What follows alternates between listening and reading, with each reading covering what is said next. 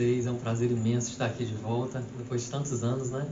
A gente esteve com vocês algumas semanas atrás e eu falei com o André da minha frustração de não poder ter vindo por causa daquela tempestade que foi anunciada e acabou não acontecendo, né?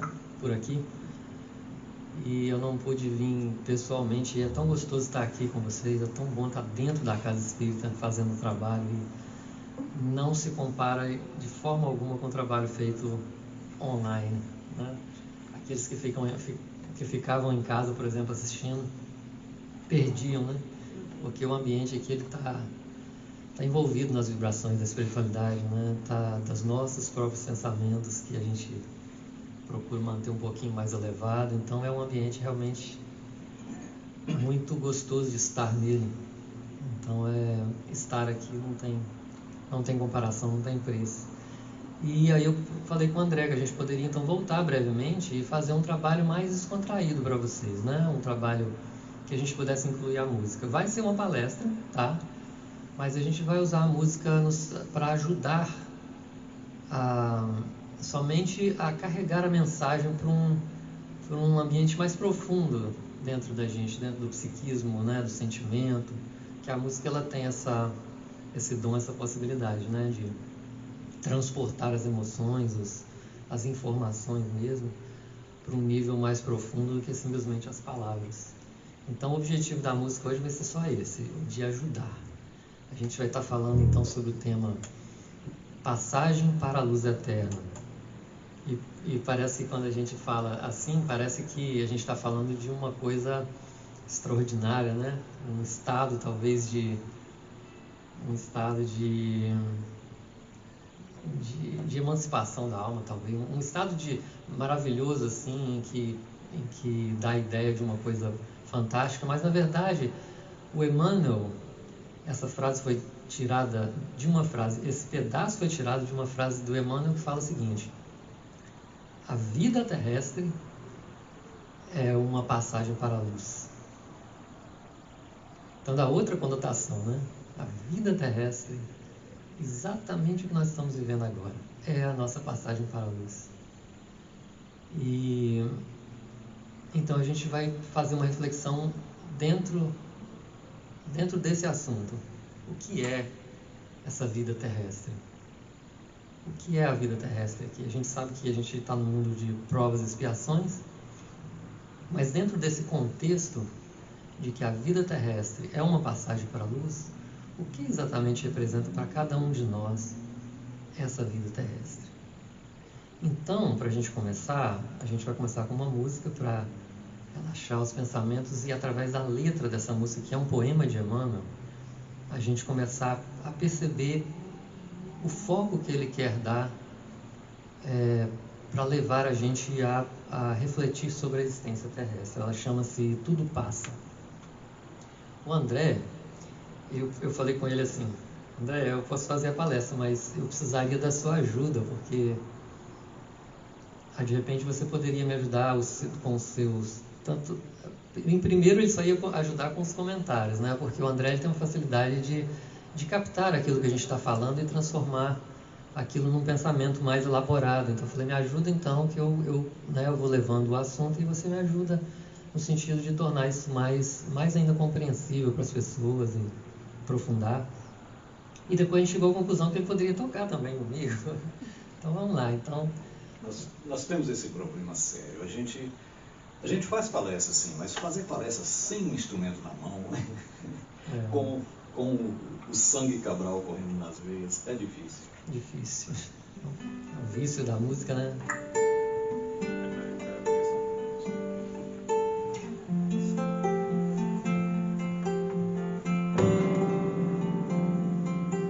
Dias de escuridão, lágrimas, solidão, tudo passa,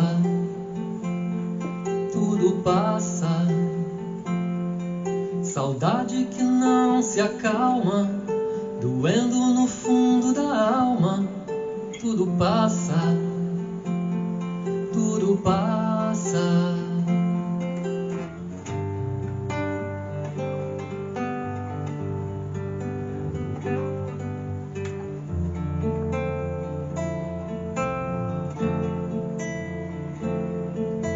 Momentos de felicidade, com gosto de eternidade, também passa, tudo passa.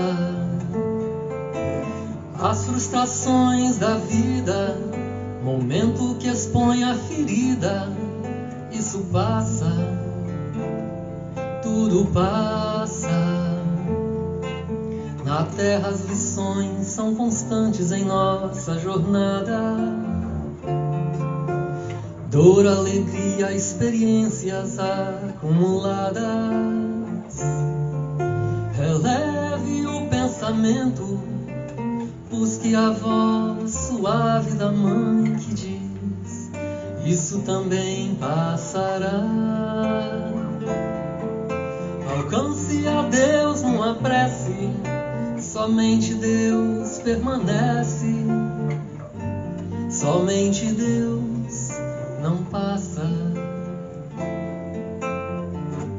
Somente Deus, somente Deus, somente Deus não passa. Somente Deus, somente Deus, somente Deus não passa.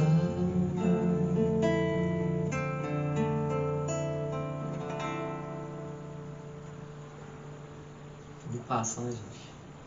Então o Emmanuel, nesse poema, ele desenha pra gente uns momentos, vocês perceberam isso? Uns momentos em que definem o que é a experiência terrestre. Né, as coisas que vêm, que passam, que não importa a situação em que a gente esteja, uma hora passa, porque é um planeta de transição. Então, mesmo até os momentos de felicidade também passam. Tudo passa por aqui, né? E ele define pra gente a vida na Terra, no capítulo 142 do livro Vinho de Luz. Ele define com uma palavra a vida na Terra. Ele chama o capítulo de tribulações. E ele começa o capítulo, como vocês sabem, Emmanuel gosta sempre de colocar um versículozinho da Bíblia, né? No início do capítulo. Ele coloca uma passagem de Paulo que fala assim: e nós também nos alegramos nas tribulações. E a gente sabe que Paulo, que a vida dele foi bastante difícil. Depois do Paulo, né? Não do Saulo. Depois que ele se transformou em Paulo, no momento que ele encontrou com Jesus, a vida dele foi de pesadas tribulações. Mas ele entendeu que mesmo nas tribulações a gente deveria se alegrar.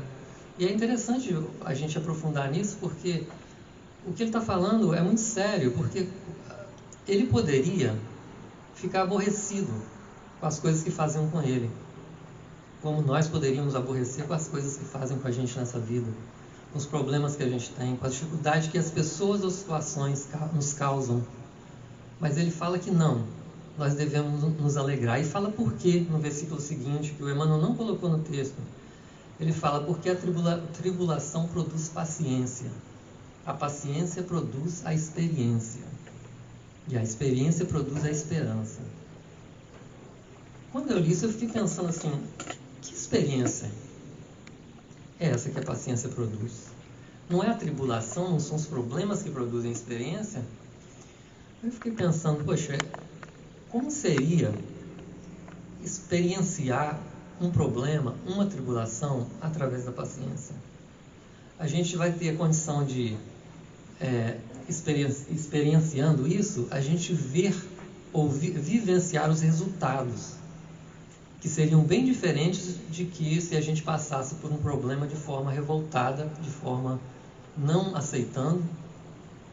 Ao final daquele problema, as situações seriam bem diferentes, a revolta ou a paciência. Então a gente teria a experiência da paciência e a gente saberia o valor de ter a paciência durante uma provação da gente. E isso ia causar para a gente o que? A esperança, que é o que ele coloca no final. E por que a esperança? Se a gente pensar numa tribulação, dessas que a gente passa aqui na Terra, que a gente não tem como resolver de imediato, que a gente só tem que aplicar a paciência para esperar com que ela chegue ao seu final, a gente vai perceber que a tribulação fecha portas para a gente. Ela fecha as portas. Você está dentro de um problema, você está vivenciando uma situação difícil, você percebe que as portas estão fechadas, você não consegue encontrar uma saída para aquilo. E essas portas, normalmente, elas são fechadas por uma lei divina. E ela só tem a tranca pelo lado de fora, ela não tem tranca pelo lado de dentro, muitas vezes. Quando é uma tribulação do tipo expiação, em que não temos como resolvê-la no presente momento, um relacionamento difícil, né? Às vezes a gente está num casamento difícil, a gente tem filhos, né? Você não pode simplesmente correr.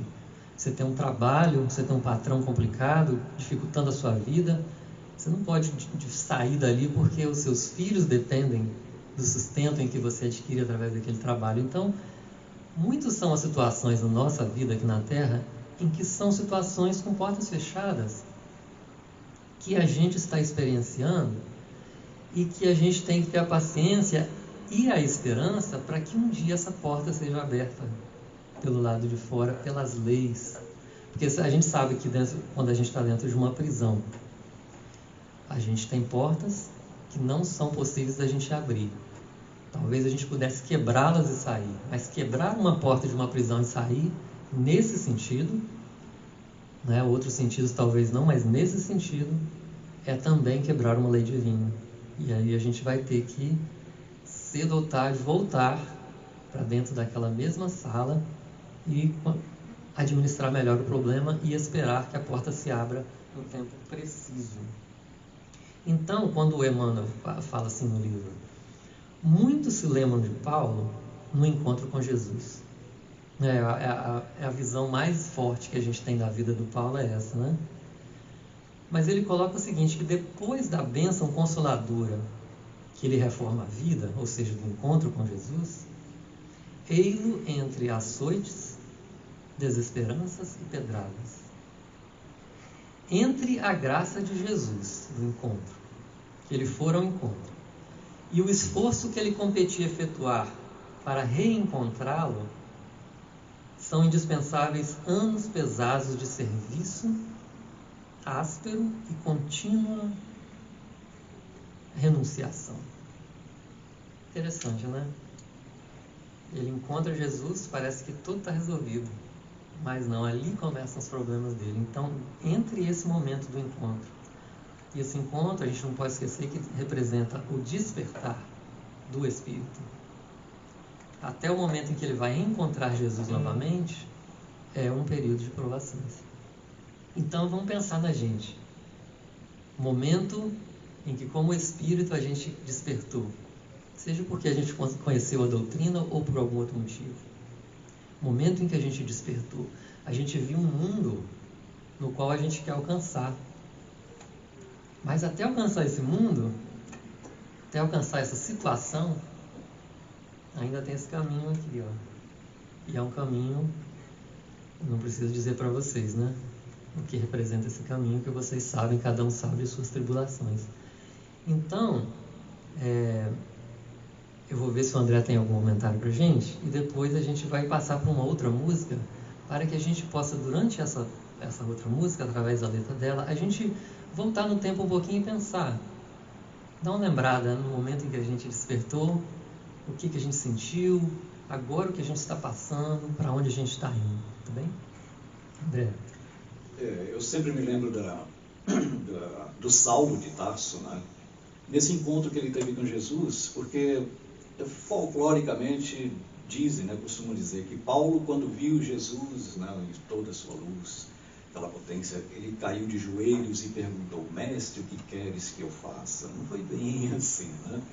Houve um momento de reação muito grande, né, porque ele era ainda Saulo, aquele homem cheio de características da terra, não vamos chamar de defeitos, características da terra, principalmente a seu tempo, uma autoridade, né, alguém muito preparado, muito conceituado, estudado, jovem, forte, bonito, culto e com uma autoridade nas mãos. E ele era um caçador de cristãos naquele momento, com a missão específica de ir caçar um cristão muito importante.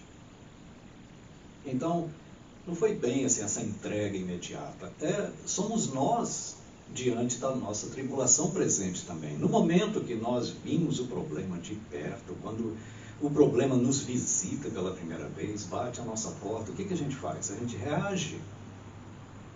Depois que dói, depois que está sangrando, a gente começa a lembrar que somos espíritas, que conhecemos os princípios cristãos, principalmente a ciência do espírito.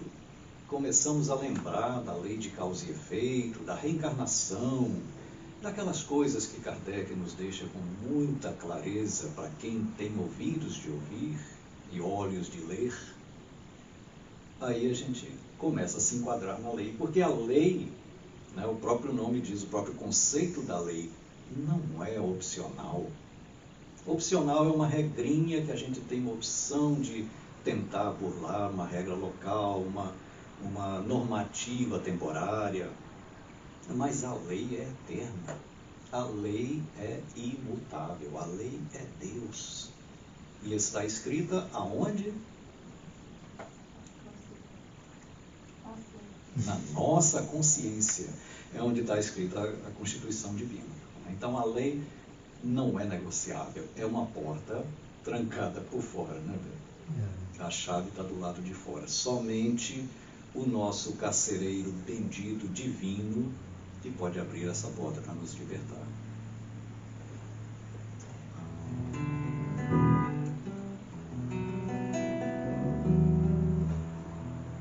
Ei, irmão, a dor é apenas um momento que tem dia certo e hora para acabar. Não havendo mais razão para o sofrimento, como um sonho, um pesadelo, ele se vai. Para trás fica o passado e seus enganos, para frente um olhar vai revelando a certeza de um novo caminhar. Com o coração na voz, vou dizer a quem me escuta: confia, segue em frente, nunca pense em parar. Com a fé sempre presente, disposição na luta. Qualquer dificuldade, até mesmo tempestades, de repente irão passar. Irão passar.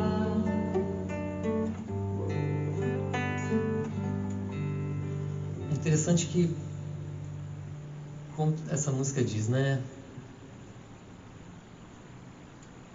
A dor é só um momento, que no dia certo ela vai passar, né? E com fé, com disposição, mantendo a nossa mão ocupada, né? No trabalho, até as tempestades passam. E é interessante a gente pensar que no mundo de quase 7 milhões encarnados, né, ou mais de 7 bilhões encarnados, todos os dias alguém desiste. Seja essa desistência no sentido de abandonar alguma coisa, ou até a própria vida, ou simplesmente desistir de buscar, desistir de procurar, desistir de crescer, desistir de melhorar. Mas sempre tem alguém desistindo. E vocês sabem por quê? Porque a expiação é um processo que, para as pessoas não esclarecidas, ou até mesmo para nós, não vamos colocar a gente acima disso não, porque embora a gente tenha ferramentas poderosíssimas para ajudar a gente nos momentos de provação, muitas vezes também a gente se sente, como todas as demais pessoas que não têm a formação, perdidos. Às vezes a gente, no meio de um problema, de uma situação que a gente não tem como resolver, que não está nas nossas mãos, a gente se sente perdido porque a gente não entende o que foi que ocasionou aquela situação. A gente chega até mesmo a achar que a gente não merece, né? Que não há aí uma justiça. né? Que está acontecendo alguma coisa na nossa vida que não é justo. E que, de repente, às vezes a gente nem, mesmo nós espíritas, nós chegamos até a pensar que aquilo não é uma expiação, não é um resgate, aquilo é simplesmente uma decisão errada que eu tomei e eu vou sair dela. Eu vou abandonar isso aqui porque não foi eu não deveria estar nessa situação.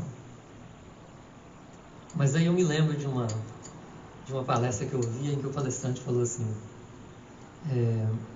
já pensou se a espiritualidade, aqui, agora, presente, abrisse para nós num telão aqui a vida de cada um de nós, as últimas 5, as últimas 10 encarnações? A gente ia desanimar, né? A gente ia parar a palestra aqui agora, ir embora para casa. Provavelmente a gente já está falando assim: nossa, eu não acredito que eu fiz isso. Não. Vamos mudar de assunto. Vamos mudar de assunto. Nossa, achei até que era um espírito falando aqui, pelo som de digital. Mas ia ser bastante desanimador se a gente pudesse ver isso. Então a gente tem essa informação, né? Então a gente não tem noção do que a gente está passando, porque a gente não se lembra, graças ao bom Deus, que é tão bondoso, que inventou essa coisa de você vai para a Terra e esquece. Mas, por um outro lado, os espíritos que nos acompanham nessa encarnação, eles sabem. A gente não sabe, mas eles sabem.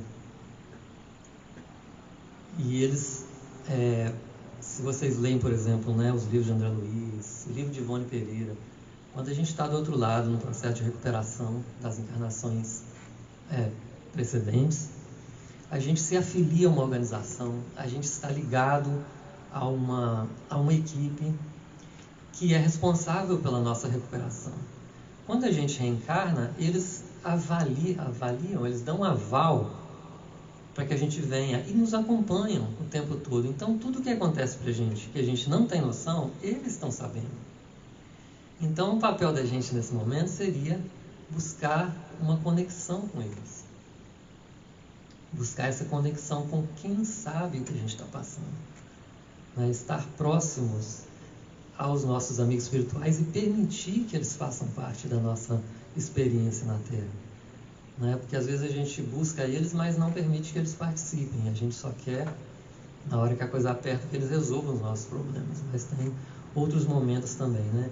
Então, Emmanuel, nesse capítulo, ele vai mostrando para a gente e definindo o que é exatamente essa questão da expiação, o que é estar nela, para que a gente possa assim, ter uma noção melhor, para que a gente tenha mais clareza quando a gente está passando, quando a gente percebe passando por uma expiação. Ou quando a gente nasce, não é? Porque eu acho que a gente passa o tempo todo. Não há só um momento, há uma vida inteira em que a gente está sempre lidando com alguma coisa. E ele fala assim, que expiações são no sentido de que são consequências de uma falta, enquanto as provas são em relação ao proveito que se tira delas. Olha que interessante, são duas coisas distintas, né? É interessante que tem um caso que o Chico Xavier conta, que tinha um rapaz que fazia parte do centro dele e que um dia entraram no lugar onde ele trabalhava, acho que era um escritório, de noite, e roubaram tudo que ele tinha lá, computadores, máquinas, tudo que ele tinha no escritório roubaram. Mas não se contentando com isso, eles também quebraram tudo. Ele não conta o que há por trás dessa história, por que levou eles a fazerem isso, mas eles quebraram tudo dentro do escritório. Quando o rapaz chega de manhã para trabalhar, abrir o escritório, ele vê aquela situação e fica arrasado, porque aquilo ali era todo o trabalho dele, a vida dele. Ficou arrasado e passou o dia inteiro arrasado. À noite ele foi para o centro, encontra Chico Xavier, e está chateado. O Chico percebe que ele está chateado e pergunta: o que aconteceu, meu? Você está assim meio triste hoje? E ele conta para o Chico o que aconteceu, né? E o Chico vira para ele e fala assim: pois é, irmão, que bom a gente devolver as coisas, né? Que bom devolver, a gente fica livre da dívida. Então a expiação é mais ou menos isso, né? É um momento em que a gente está devolvendo para a vida aquilo que a gente tirou. A gente está reparando na vida aquilo que a gente bagunçou, né? A gente está reharmonizando o nosso passado, a gente está curando as feridas nossas e daqueles com quem que conviveram com a gente, a quem por algum motivo a gente tenha prejudicado de alguma forma. Tem alguma coisa a acrescentar, André?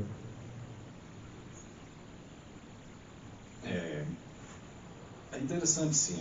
É difícil para nós abrir mão, né, e deixar as coisas que conquistamos com muito esforço, às vezes, com muito trabalho, de muito tempo. A gente simplesmente desistir daquilo, né, mas desistir de maneira compulsória, né, que no caso do exemplo aí do Chico, né? Mas é como você disse, há sempre aqueles que nos avalizaram do outro lado da vida, antes de nos reencarnarmos, para passar pela provação que vamos passar, pela expiação que vamos expiar, né? Eles sabem do que se trata, como o Chico era o Chico, né? Não é tão gostoso falar do Chico, mas o Chico já sabia. O rapaz ainda não, mas o Chico já sabia. Que bom a gente poder devolver, né?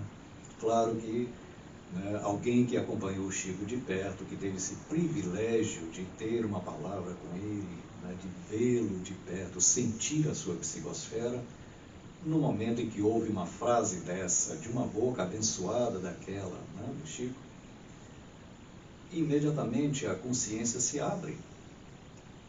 E aí vem todo aquele conceito, o conceito das coisas que a gente aprende, as coisas boas, né? A doutrina espírita nos traz isso, à luz de Kardec a gente sabe que estamos devolvendo. Não há expiação, não há prova que não esteja realmente em conformidade, o cumprimento da lei de causa e efeito. Sim, uma coisa interessante, André, é que dentro da expiação, a gente entende assim que existem duas formas de expiação.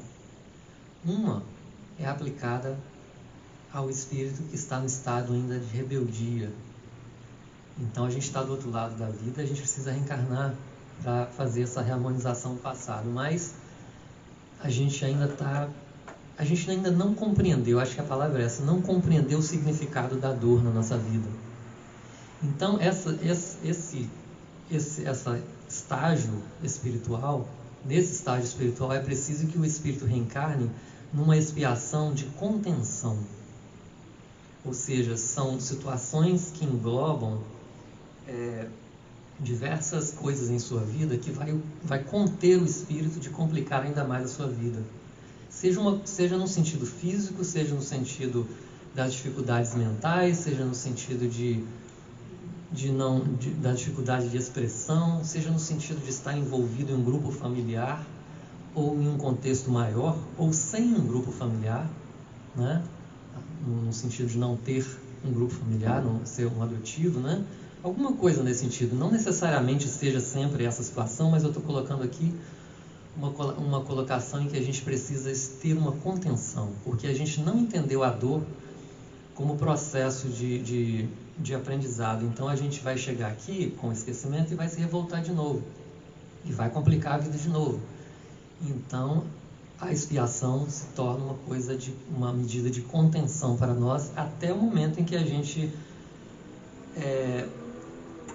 chega ao ponto de poder estar numa outra situação. Isso vai acontecer por quê? Porque dentro do processo de contenção a gente vai estar se fortalecendo, a gente vai ter tempo para pensar, né? Vai ter muito tempo para pensar, e vai estar se reestruturando para então dar o próximo passo, que seria ao outro nível da expiação, que seria a expiação através do trabalho. Se a gente já é um espírito desperto e vem com uma proposta de curar o passado, a gente não precisa mais de estar no processo de contenção, a gente pode estar já no processo no sentido de poder fazer algo por isso. Não simplesmente ficar assistindo o que a gente fez, as consequências do que a gente fez, mas estar na condição de fazer algo por isso. Então a gente vem já com a condição de trabalhar pelo nosso progresso, né? A gente já tem a condição de contribuir com isso. Aí a gente vai começar o nosso processo reeducativo, né? O nosso fortalecimento visando uma não mais queda, né? Então a gente vem e tem essa predisposição de estar sempre pronto para atender o chamado do trabalho quando ele chega. E interessante, ter uma historinha também que eu acho que é interessante contar, porque ajuda bastante a fixar, né? O espírito ia encarnar, e aí ele fez a proposta para os amigos espirituais, falou: olha, eu preciso melhorar, eu preciso progredir, por favor, me dê nessa vida exatamente o que eu preciso para progredir. Eu sei que eu preciso, estou consciente e eu estou disposto. Falou: então tá bem, eu vou te dar 2 presentes, tá bem? Mas você só vai saber quando você estiver lá. Então ele reencarna. Ele falou assim: eu vou te dar 2 presentes, você pode escolher um deles, tá?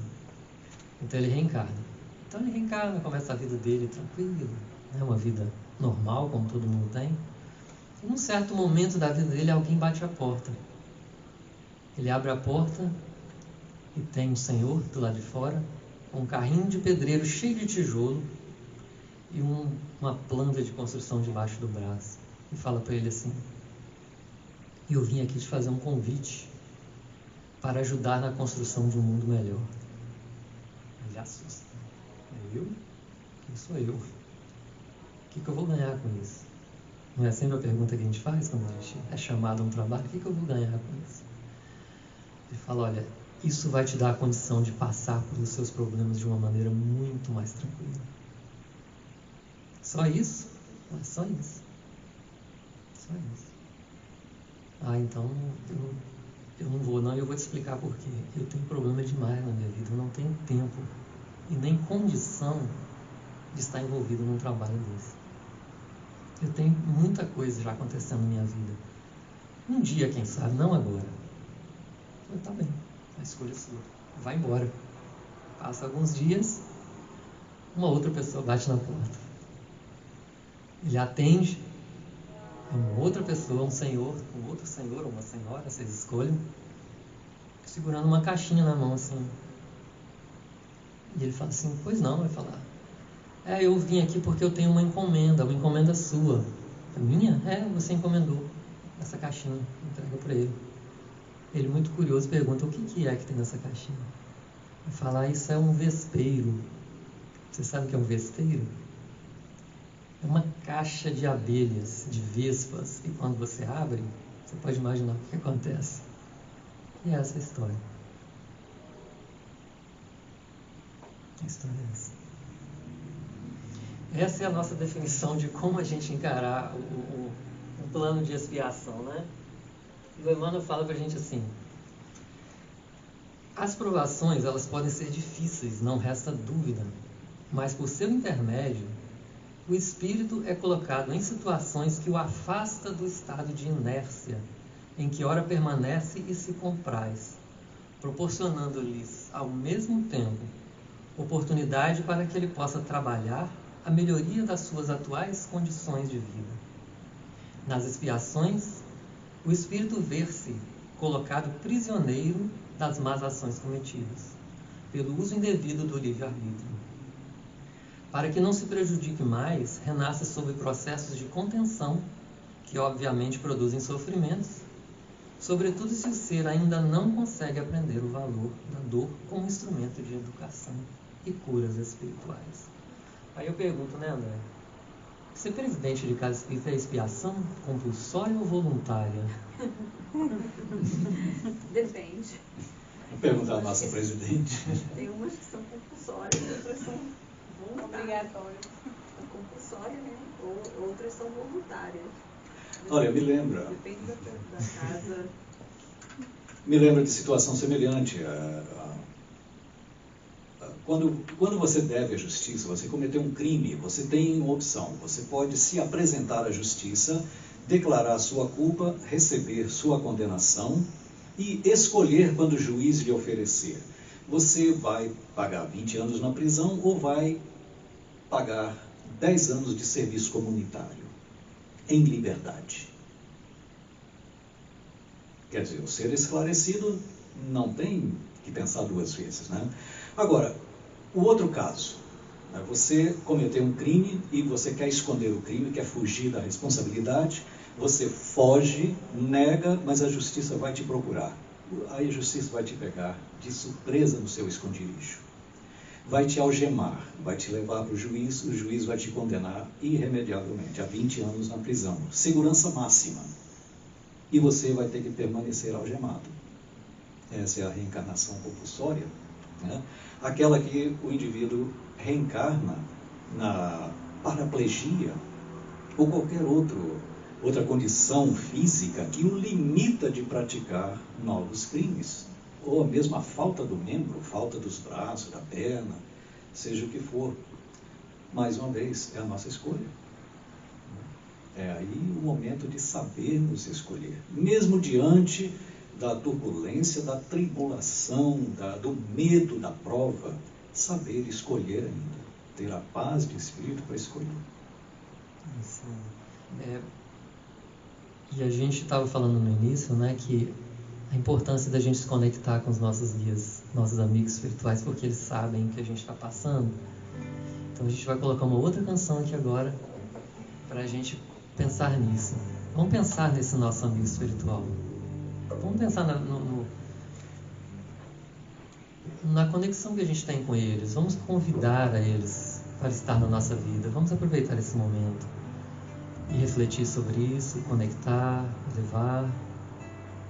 Essa é uma canção que foi feita quando tínhamos, acho que 20 anos de idade, em que eu estava pensando exatamente sobre isso, pensando nele, pensando o que ele passa para estar do lado da gente. Né? Assim. Quantas vezes insisto no engano, no erro, numa ilusão. Tu me afagas com os teus conselhos, mas eu te fecho o coração. A tua paciência infinita, seu amor por mim tão sublime. Se me tranco, tu esperas. Se me engano, não me reprimes. Me sinto tão pequeno diante do seu amor, mas na tua grandeza não me humilho.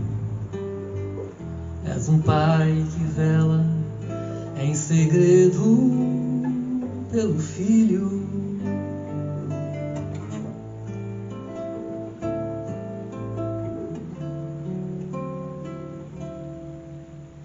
Quantas vezes tu guias meus passos, como se leva um cego à luz. Nessas horas te sinto mais presente, mas meus caprichos ainda fazem tua cruz. Só sei que a todo momento tu estás comigo. Não sei o que fiz no espaço para que Deus te mandasse para ser meu amigo. Não sei o que fiz no espaço para que Deus me mandasse você, meu amigo.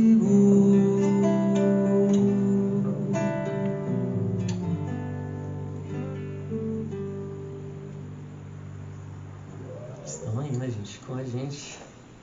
A gente precisa de encontrar com eles. Emmanuel diz o seguinte: nem sempre é possível compreender de pronto a resposta celeste no nosso caminho de luta. No entanto, nunca é demais refletir para perceber com sabedoria. Em muitas ocasiões, a contrariedade amarga é aviso benéfico e a doença é recurso de salvação. Em muitas fases da luta, o Senhor decreta a cassação de tempo ao círculo do servidor, para que ele não encha os dias com repetições graves, de graves delitos, e não raro, dá-lhe fealdade do corpo físico para que sua alma se ilumine e progrida. Bem-aventurados nós, os fiéis, né? Que não temos essa aprovação. E os pobres também, né? Que não temos a aprovação da riqueza. Você diz a aprovação de quê? Da feiura? Da fealdade, Fealdade. Também conhecida como feiura. Eu tenho uma história bem rapidinho. Vai lá. Nós sabemos que Deus nos criou à sua semelhança, perfeitos e perfectíveis. Perfeitos por fora, né? Perfectíveis por dentro. Todos vamos atingir a perfeição. Mas originalmente todos fomos criados, inclusive, bonitos. Ao longo do tempo, as nossas imperfeições morais vão deformando o nosso perispírito e transferindo essa fealdade, essa feiura, para o nosso corpo físico. E aí vem a história daquele nosso querido companheirinho lá do Brasil, Joãozinho. Joãozinho observava sua mãe diante do espelho. Mãe, para que você está passando isso no rosto? Para ficar bonita, meu filho. Por que está passando isso nos lábios? Para ficar bonito, meu filho. E isso aí em volta dos olhos, essa sombra, para ficar bonito, meu filho. E por que não fica? Mas é interessante que os nossos amigos espirituais, eles estão com a gente, né? O tempo todo. Mas a maior dificuldade que a gente tem nessa conexão com eles é a nossa dificuldade de renunciar ao nosso livre-arbítrio. E é estranho falar assim, porque o livre-arbítrio é um direito nosso, né? Um direito adquirido por evolução. Mas, imaginem só, uma situação que a gente não consegue resolver. A gente tem um problema, um mau hábito, um vício, uma situação com alguém, uma situação na nossa vida. A gente não consegue resolver. Mas a gente tenta. Aí a gente tenta de novo. E tenta de novo. E tenta de novo. E vai fazendo. E cai de novo. E vai tentando e cai de novo. E vai tentando e cai de novo. E vai tentando. Até o dia que a gente entende que a gente tem que renunciar ao danado livre-arbítrio nessa situação e entregar para os amigos espirituais. Aí eles vão começar a direcionar a gente. Aí eles vão começar a mostrar para a gente qual a solução daquele problema. Então é uma dificuldade muito grande para a gente. Mas eu estou preocupado de que a gente esteja levando esse assunto de uma forma muito pesada. Não que eu gostasse de falar ele de uma forma diferente. Eu não encontrei uma forma diferente para falar dele. Porque eu acho assim, a gente tem que olhar o lado positivo da vida, claro. A gente tem que sempre estar olhando o melhor das coisas. Mas a doutrina espírita é a única filosofia nesse planeta que dá a condição da gente olhar para trás, enxergar detalhes da nossa vida passada, encarar os detalhes da nossa vida passada e ter uma noção mais realista do que a gente está fazendo aqui nesse planeta. Sem fantasia, sem ilusões, principalmente sem ilusões. Então, às vezes, a gente tem que fazer isso, né? Tem alguns livros que a gente lê que são uma pancada, mas é uma coisa necessária, tá? Mas eu não gostaria de que essa nossa reunião se tornasse uma coisa pesada, que a gente levasse isso no aspecto de que nós estamos aqui nessa vida para sofrer e que nós precisamos sofrer para evoluir, né? Porque isso não é uma verdade no sentido divino da palavra. A gente sofre por consequência das nossas más escolhas, mas não porque a gente precisa de sofrer para evoluir. A gente pode evoluir pelo trabalho, a gente pode evoluir pela busca do autoconhecimento, né? Pelo autodescobrimento, de se conhecer. A gente minimiza muita coisa no nosso caminho se a gente for por esse trabalho, por esse atalho. Mas para que a gente possa mudar um pouco aí a vibração, de repente, né? desse momento, eu gostaria de trazer para vocês uma música do Carl Mascarenhas. Vocês conhecem o Carl Mascarenhas? Vocês estiveram aqui quando ele esteve 10, 11 anos atrás? Lembra, né? Em que ele fala assim pra gente, ó. Eu não quero mais saber de tanta culpa. É essa, André, que faz o... Não, é essa, né? Quero mais saber de tanta culpa. Eu não quero mais barrar os meus caminhos. O que eu quero é seguir com liberdade. Nessa estrada sei, não vou estar sozinho. Já errei, me arrependi de tantas coisas, mas agora quero sempre acertar. De que vale um olho que só chora os erros? Dessa forma ele não pode enxergar que o bom da viagem é a estrada. O bom da viagem é caminhar. O bom da viagem é andança. Viver cada passo que se dá. Se vocês souberem, canta também. O bom da viagem é a estrada. O bom da viagem é caminhar. O bom da viagem é andança. Viver cada passo que se dá. O bom da viagem, né, gente? O momento que a gente está aqui não é o futuro, não é o passado, é o presente, né? E quando a gente vê, a gente estuda o autodescobrimento, a gente vê Joana de Ângeles falando assim: vivendo bem cada momento em profundidade, o futuro torna-se natural, acolhedor, gratificante, porquanto será conforme os atos de ontem, em reencarnações passadas e presentes, que alterará o mapa, o mapeamento do amanhã. Se, em vez disso, agora vem um puxão de orelha, né?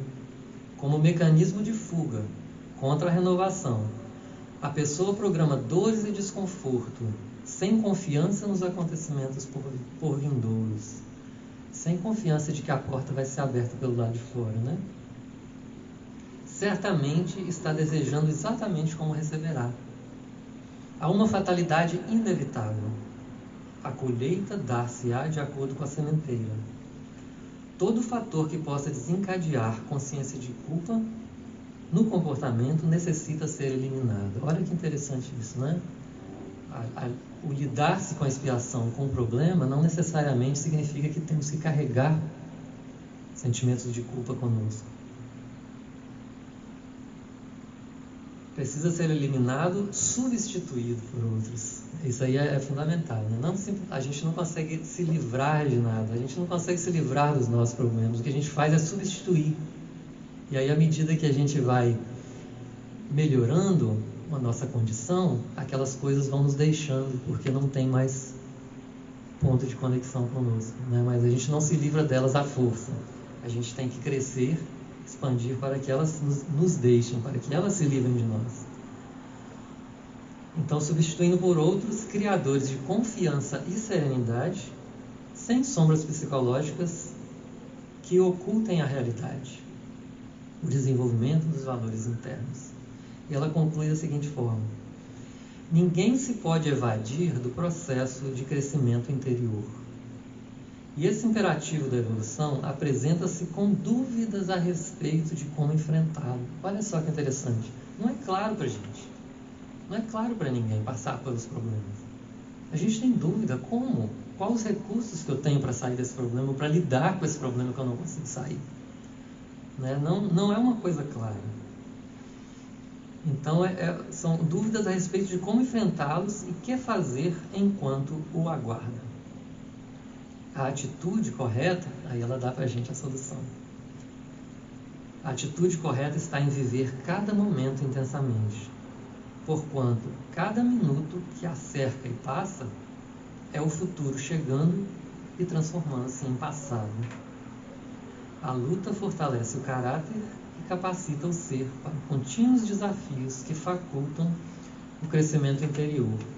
Para a gente concluir aqui, André, antes de eu passar para você fazer a conclusão também, a frase, o pensamento de Emmanuel a respeito da primeira frase de Paulo sobre as tribulações, que devemos nos alegrar nas tribulações. A existência terrestre é passagem para a luz eterna. Vocês concordam agora, gente? Concordamos? No exame, pois, das considerações paulinas, não olvidemos que Jesus veio até nós. Cabe-nos marchar desassombradamente ao encontro dele, compreendendo que, para isso, o grande serviço de reparação há de ser começado na maravilhosa terra de nós mesmos. André, por favor, conclua para a gente poder fazer uma última música para a gente... O pensamento está sempre em Paulo mesmo, porque Paulo é uma fonte inesgotável de inspiração, de lições na sua própria vida, a maneira como ele começou, como ele colocou o seu primeiro pé no cristianismo, né? Que o festival de pedrada era algo comum em sua carreira, né? Ele uma vez chamou Barnabé, vem comigo, vamos sair pelo mundo afora pregando, mas olha, tem umas pedrinhas aí pelo caminho, né? Mas só Barnabé achava que eram as pedras do caminho, de onde iam pisar, que é só evitar pisar, que não pisa nas pedras. Não, as pedras vinham de cima mesmo, em direção à testa, à cabeça. Então era comum as sessões de pedrada. Eles entravam e haviam lugares, vilas, onde eles mal abriam a boca para falar do Cristo e já começavam a receber pedradas, né? Então, mas foi a escolha deles, é a tribulação que eles já sabiam que iam passar. Eu brinquei um pouquinho a respeito de Barnabé, mas Barnabé tinha já um currículo extenso, mesmo antes de conhecer Paulo, né? Conhecer Saulo. Mas eles já sabiam do que iriam passar, porque o próprio Cristo havia avisado, né? Aquele que quiser me seguir, pegue a sua cruz. E a cruz já... Quando ele falou isso, o exemplo dele na cruz ainda não havia ocorrido, todos aqueles acontecimentos tristes, Jesus ainda não havia passado por aquilo, mas ele já deixou a dica: aquele que quiser me seguir, pegue a sua cruz e me siga. Depois do evento do Calvário, sim, os seus apóstolos, aqueles que foram dar seguimento ao seu trabalho, entenderam o que é a cruz. Então, quando eles pegavam, né, o Pedro, principalmente, né, a rocha, eles já sabiam que pegar a sua cruz e me seguir significava muito mais do que carregar um pedaço de madeira nas costas. Seria um cravo de madeira no coração que teriam de carregar. E uma vez a gente trazendo essas lições para a nossa vida, nos inspira a ter essa fortaleza que a gente precisa ter no dia a dia. O nosso momento da tribulação. Quando a nossa tribulação bater a porta, lembremos de Paulo, lembremos do Cristo, porque é a nossa cruz chegando. É aquela pessoa que vem entregar a nossa cruz. Aqui está a sua cruz, agora é contigo. O moço do carrinho de pedreiro, né? Vamos com ele, senão o outro vem. A gente escolhe entre o carrinho de pedreiro, cheio de tijolo e uma planta, tudo pronto ali, a gente é só botar a mão na obra, mas tem que ter a coragem. Ou a caixa de Vespa, que nós vamos hesitar muitas vezes em abrir, mas alguns de nós ainda preferem abrir para ver se realmente é aquilo ali que a pessoa falou, nos avisou que tinha Vespa ali dentro, mas ainda assim a gente abre muitas vezes. Aquela eterna luta, como o nosso companheiro Gilson aqui falou a última vez, né? Em sua palestra, daqueles dois lobos que existem dentro de nós, um simbolizando o nosso livre-arbítrio e o outro a nossa consciência. Aquele lobo que a gente alimentar mais é o que vai ganhar as brigas. E o nosso livre-arbítrio e a nossa consciência vivem em constante briga. Aí, vamos lá, então a última canção para a gente refletir sobre tudo que a gente viu hoje. A Justiça e Fé. Essa música é da Maria Elza Tiscati.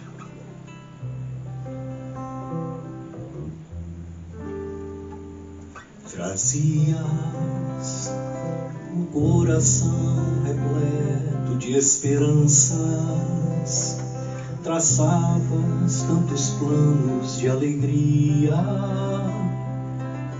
e os sonhos adornavam-te os dias.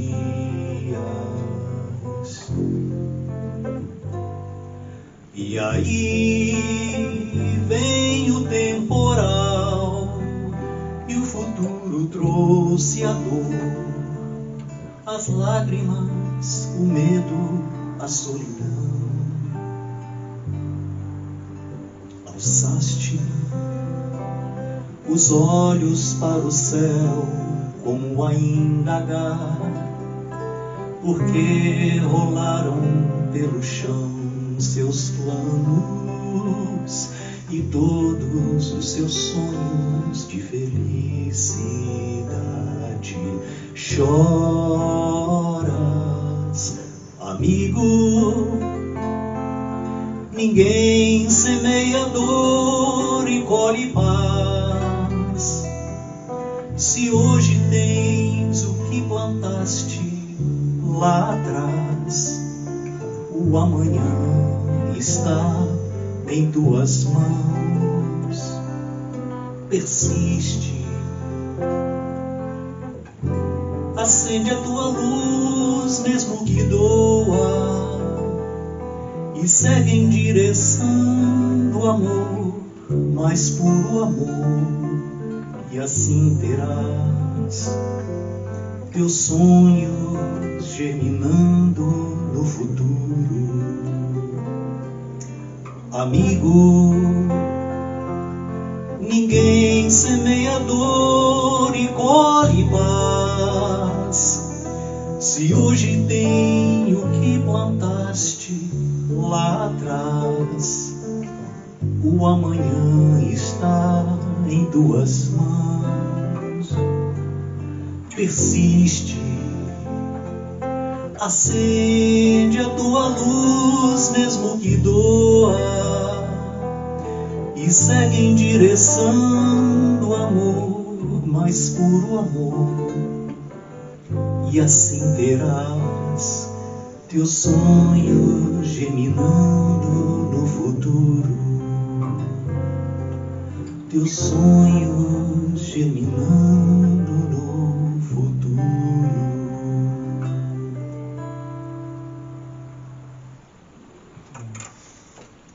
Eu gostaria de agradecer a vocês por esses momentos que a gente teve essa oportunidade de refletir, dizendo para vocês que a expectativa maior quando a gente faz um trabalho desse é que a gente que preparou esse trabalho, a gente possa realmente colocar isso dentro da gente, né? Porque quando o assunto surge, a gente fala, vamos fazer uma palestra? Vamos. Qual o assunto? Normalmente é o assunto que a gente está mais precisando de ouvir, é o que a gente está mais precisando de trabalhar dentro da gente. Então, a nossa expectativa é que, com relação a nós, que a gente consiga realmente colocar isso na nossa vida, e a nossa expectativa com relação a vocês é que tenha servido de reflexão, e que pelo menos uma palavra, uma nota do violão possa ficar no coração de vocês. Tá bom? Muito obrigado.